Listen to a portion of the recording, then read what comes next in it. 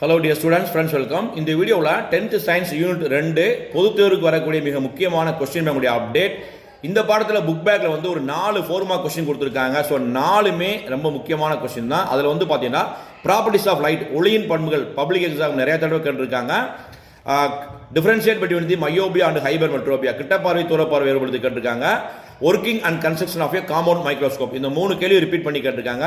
புக்கினை பொறுத்தளவுக்கு வந்து பார்த்தீங்கன்னா மனித கண்ணின் அமைப்பு, ஐ ஸ்ட்ரக்சர் கேட்டிருக்காங்க.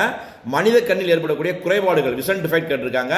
ஸ்கேட்டரிங், ஒளிச்சிதறல் என்றால் டைப்ஸ் ஆஃப் ஸ்கேட்டரிங் கேட்டிருக்காங்க. ஸோ இந்த மாதிரி கேள்வி 4 மார்க்கில் படிங்க. 2 மார்க்ஸை பொறுத்தளவுக்கு 10 கொஸ்டின் புக் பேக்கில் இருக்கு. ரெஃப்ராக்டிவ் இண்டெக்ஸ் கேட்டிருக்காங்க. அதே மாதிரி ரேலே ஸ்கேட்டரிங் கேட்டிருக்காங்க. கான்வெக்ஸ் லென்ஸுக்கும் கான்கேவ் லென்ஸுக்கும் டிஃபரெண்ட் வந்து கேட்டிருக்காங்க. புக்கில் வந்து முக்கியமாக கான்கேவ் அண்ட் கான்வெக்ஸ் லென்ஸுடைய அப்ளிகேஷன் தயவுசெய்து படிங்க. அடுத்து வந்து பார்த்தீங்கன்னா ஏன் வந்து வானம் நீல நிறமாக இருக்குது, டிராஃபிக் சிக்னல்லாம் ஏன் வந்து சிவப்பு நிறத்தில் அமைக்கிறாங்க. ஸோ இந்த மாதிரி கேள்விகளை தயவுசெய்து